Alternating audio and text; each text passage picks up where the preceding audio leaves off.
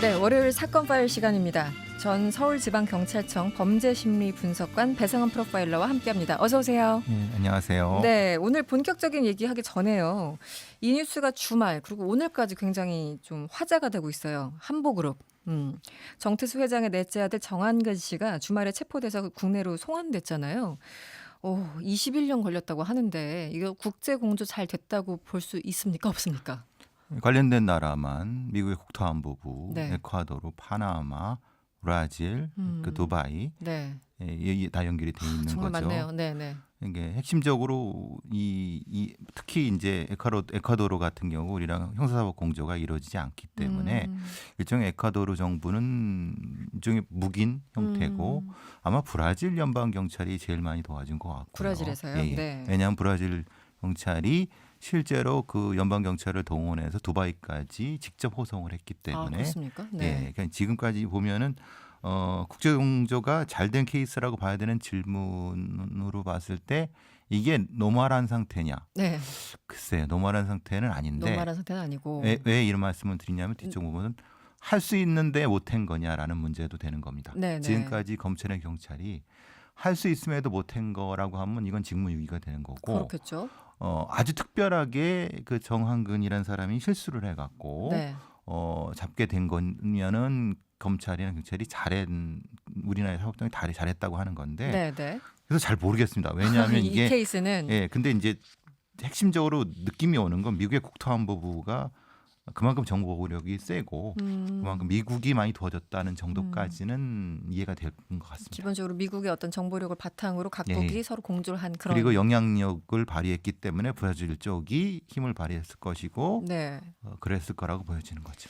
지금 뭐 아들 얘기, 넷째 아들 얘기가 나오니까 당연히 정태수 씨는 어떻게 된 거냐. 이 정한근 씨가 아버지는 작년에 에콰도르에서 사망했다 이렇게 진술한 것으로 전해졌는데요. 이 진술 신빙성이 있을까요? 어떻습니까? 글쎄요, 일단은 그러면 뭐 무덤을 확인하거나 아니면 일단은, 화장했다고 하면 다른 어떤 거라도 확인해야 되는데 현재까지는 진술일 뿐이고 네. 다른 구체적인 부분이 있어야 되는 거고 네. 왜냐하면 이렇게 이거 굉장히 잘 빠져나간 사람 아닙니까? 그렇죠. 그럼 그동안 이걸 그냥 인정해 줄 수는 없는 형태죠. 검찰의 입장에서는. 확인하기 전까지는. 지금 상태에서 사실은 아까 다시 말씀드리는 부분은 뭐냐면 이런 아주 굵직굵직한 범털들을 왜 못 잡았는가?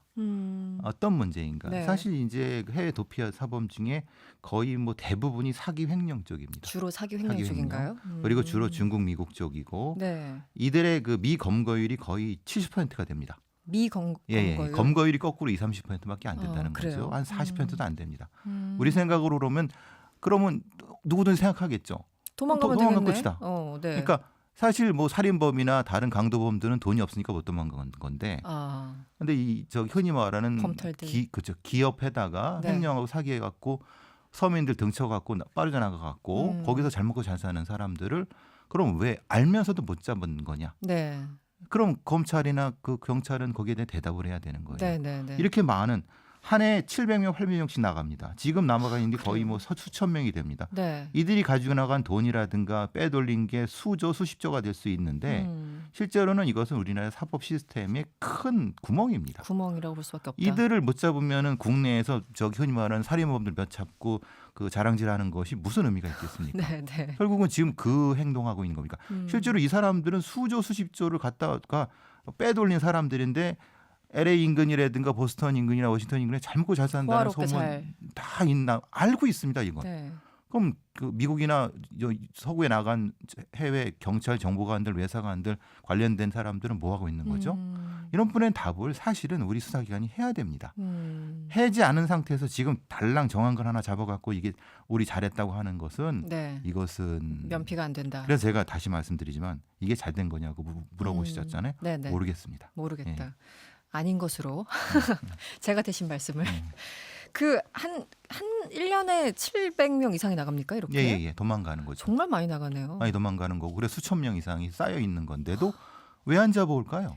그 민간인 등쳐먹고 도망갔다고 아까 표현을 하셨는데 예. 정말 일반 서민들이죠. 서민들 예. 굉장히 고통을 받고 있을 텐데요. 알면서도 모른 척 뭐 이런 겁니까? 그들 중에 대부분은 네. 힘 있는 사람들이죠. 그렇겠죠. 청태에서한테 받아먹은 사람들이 한둘이겠습니까? 공무원들? 네, 네, 아니라고 네. 할 수 있나요? 네, 네. 그럼 그 사람들이 잡으려고 할까요? 그런 부분들이 다 조사돼야 되는 거 아닙니까? 근데 그렇죠. 네. 그들을 조사하지 않고 그들을 그냥 방관했다고 하면 그 사람들이 싫어하겠죠? 그렇지만 결과는 결과적으로 보면은 그런데 음, 이게 우리나라의 사법 시스템이 잘 됐다? 저는 좀 그렇게 생각하지 않습니다. 부끄러운 상황인 것으로 일단 정리를 하겠습니다. 본격적으로 오늘 주제는 이거였어요. 귀가하는 여성 뒤쫓아가는 사람이 왜 이렇게 많습니까? 그 얼마 전에도 저희 신림동 강간미수 사건 얘기했었잖아요. 그러다가 광주에서도 지난주에 비슷한 사건이 일어났죠.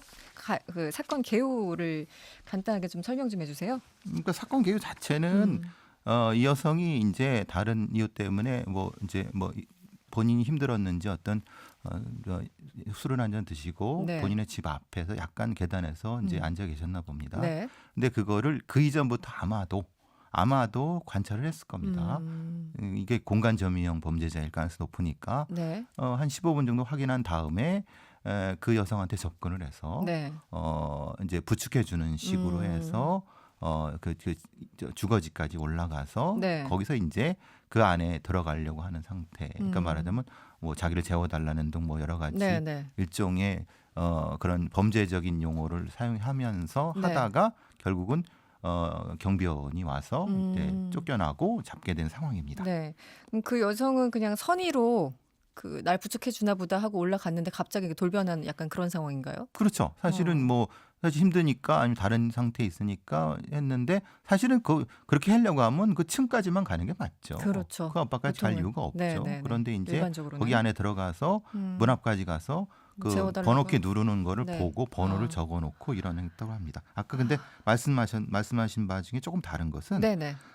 요즘에 이렇게 많이 나느냐? 아니죠. 사실은 늘 이전에도 이게 있었던, 많았었는데 이것이 이제 주목받는 범죄가 된 것은 여러 번의 CCTV라든가 아니면 네. 여성들의 어떤 이런 부분에 대한 자각들이 생기면서 되는 거지. 네. 제가 일을 시작했을 때 15년 전에 이런 공간 점용 범죄 그리고 따라가기 범죄 그리고 그로 인해서 벌어지는 어떤 성범죄라든 이런 것들이 네. 발생했지만 신고를 할 수 없습니다. 성범죄를 당했기 때문에.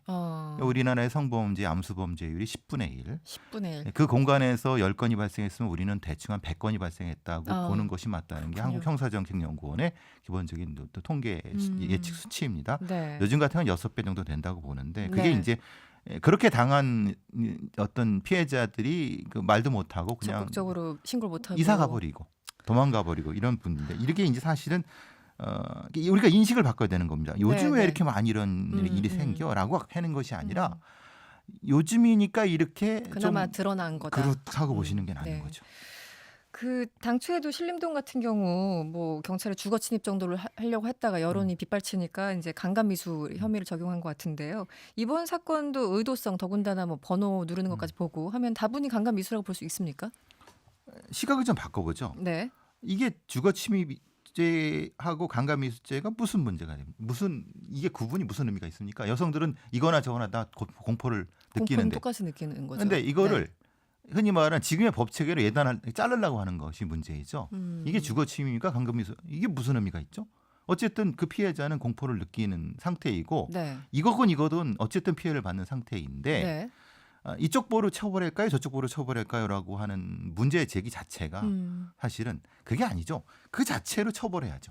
그렇죠. 그죠? 예. 일반적으로 여성들은 다 그렇게 생각을 하고 있죠. 그렇죠. 네. 근데 지금의 기득권을 가지고 있는 소위 법률가는 사람들이나 이런 사람들은 정치가들도 굳이 이것을 이게 주거 침입 아니잖아. 이게 무슨 강간미수 아니잖아. 주거 침입 정도로 끝내지 뭐 이런 식의 일들이 사법기관에 있는 사람들이 대부분의 그런 머릿속에 들어있을 겁니다. 그러니까 인식이 다르다는 겁니다. 그러니까 이전에 네. 이런 일이 벌어졌어도 신고도 안 하고 그냥 재수없다 생각하고 안 하고 이런 부분이라는 거죠. 신고해봤자 제대로 처리 안 하니까. 그렇죠. 네. 우리가 지금 이런 논란을 가지고 있는 것 자체도 문제라는 거예요. 그렇죠. 이런 문제의식을 가지고 있지 않은 것 자체도 문제라는 겁니다. 그렇습니다. 네.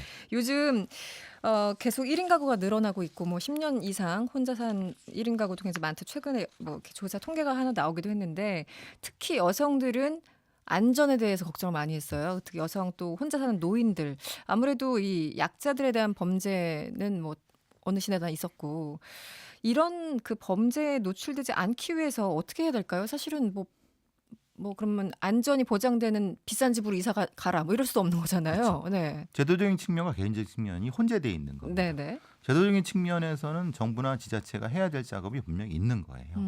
그걸 안 하고 개인한테 책임을 떠넘기기 왔습니다. 지금까지는. 네가 알아서 해. 뭐 이런 알아 거죠. 조심해야지. 네네. 옷을 왜 짧게 입고 다녀. 너 왜 머리를 노랗게 염색했니? 그거 성범죄자가 노리는 거다. 말도 안 되는 소리 해야 되는 말도 거지 안 되는 소리 않습니까? 있었죠. 네. 그러니까 그런데 제도적인 측면에서는 길을 밝게 해주세요. 아니면 가는 길마다 골목골목마다 저기 보안관들 놔주세요. 예? 당연히 그래야 되는 거 아닙니까? 네네. 그리고 이제 당연히 저희 같은 사람들이 얘기한 공간 점유형 범죄자들이 있을 만한 어떤 전체적 앞 이런 것을 수시로 단속하고 그들을 처벌할 수 있는 제도적인 걸 법적인 걸 권한을 주시고 이러면은 네. 그런 부분이 10분의 1 이상으로 확 줄어버릴 수 있는 겁니다. 그런 거를 네. 전혀 법 체계를 바꾸려고 그러지도 않고 네. 도시안전 시스템을 바꾸려고 그러지도 않고 그냥 개인한테 몸조심해라 정도로 네. 호루라기 하나 가져다니세요. 아니면 뭐 네, 네. 안심에 툭툭 치세요라고 네, 하는 네. 말도 안 되는 그런 소리를 해야 되는 사람들 진짜 좀 너무 답답. 그런 사람들이 그 흔히 말하는 사법기관에 높은 자리에 있다는 것 자체가 우리 사회 인식을 비극입니다. 못하죠. 사실은 저 같은 경우도 예전에 사실 학교 다닐 적에 당해본 일이긴 한데 누가 이렇게 따라오는 듯한 느낌이 밤에 어두우면은 몸이 안 움직여지더라고요. 그렇죠. 저도 공포 영화 같은 거 보면서 왜 저 사람 안 도망가? 왜 소리를 안 질러라고 하는데 제가 그 경험을 한번 해봤거든요. 긴장성 부동화라는 용어죠. 네, 몸이 진짜 안 움직여지고 네. 빨리 걸어야 되는데 다리가 잘 안 움직여지는. 얼어붙는다고 하죠. 예. 저만의 문제는 아니었군요. 아니죠. 그건 네. 일반적 현상입니다. 그러니까 호루라기가 말도 안 되는 얘기를 하는 거죠. 지금. 입에 못 가져갑니다. 맞아요. 그러면은 네. 그걸 할 수 있게 뭘 하냐? 우리 초등학생들하고 중학생 때 그걸 연습을 시켜야 됩니다. 연습을. 어떤 일이 벌어졌을 때 급하게 3초 안에 반응할 수 있게끔. 그것도 훈련이 가능하군요. 그럼요. 미국의 정식 학제에는 존재하는 겁니다. 왜 우리는 그런 걸 안 할까요? 네. 어떤 위험이 처했을 때 바로 즉각적으로 이렇게 위험에 반응하세요라고 하는 거를 교육을 시켜야죠. 우리의 그 젊은 여성들이 뭐 그런 전기총을 가지고 다닐까요? 아니면 뭐 총을 가지고 다닐 그게 아니라 네. 위험을 피하거나 위험을 스스로 지킬 수 있게끔 그러면 사회가 도와줘야 되는 거 아닙니까? 제도 장치를 안 해놓고 그냥 알아서 맡기는 게 너무 지금 일상화됐기 때문에. 지금 그 인식부터 바꿔야 되는 것이고 또 하나는 아까 말씀드린 건 뭐 개인적인 측면에서 그런 거 있습니다. 이제 집안에 들어가실 때 네. 항상 뒤를 경계하시고 누가 날 보고 있는지 안 네. 보고 있는지. 그리고 항상 거울을 보시고 옆쪽으로 보시고 또 올 때 5m 이상의 문을 열 때도 5m 이상의 뒤쪽에 없는지 사람 확인하시고 문 열고 들어갈 때 앞으로 들어가시면 뒷걸음으로 들어가시고 그런 게 있군요. 그리고 이제 문을 누르기 전에는 네. 항상 뒤를 확인하시는 부분 그리고 화장실에 가실 때 친구랑 같이 가시고 화장실에 사용할 때도 옆칸에 비어있는지 확인하시고 친구랑 같이 가시고 뭐 이런 것들 이걸 제가 떠들어야 되는 것이 아니라 이걸 화장실도 못 가는 나라가 참 말이 됩니까 이게 정말. 이 김진희 님이 문자 주셨어요. CCTV가 많은 일을 하네요. 곳곳에 CCTV 더 많이 설치돼서 안전에 도움 됐으면 좋겠습니다. 지능형 CCTV가 있어야 됩니다. 그 움직임 같은 거 감지하는 거요? 지능형 CCTV가 또 되면서 비용 문제 얘기할 텐데. 아니요. 별로 안 듭니다. 별거 안 듭니까? 그렇게 크게 많이 안 씁니다. 네. 많이 안 드는데요. 해마다 그 보도블럭 까는 돈으로 그것만 하면 그거 보도블럭 때문에 늘 부분도. 그러니까 연말에 왜 이렇게 길들을 까시는지 모르겠어요. 멀쩡한 다리를. 6705번님 배상우님 수사기관의 썩은 부분을 거리낌 없이 말씀해 주시니까 서민으로서 위안이 조금 되네요. 전 많이 됩니다. 1979님 프로파일러님 너무 바른 말 하시면 쥐도새도 모르게 사라질 수 있습니다. 말을 아끼시면 어떨지 이렇게 걱정해 주시는 팬도 생기셨어요. 무려. 제가 바라는 바입니다. 제가 사라지게 해주십시오. 알겠습니다. 지금까지 배상훈 프로파일러였습니다. 고맙습니다. 감사합니다. 여러분의 퇴근길을 꽉 채워드립니다. 평일 저녁 6시 5분 이승원의 세계는 그리고 우리는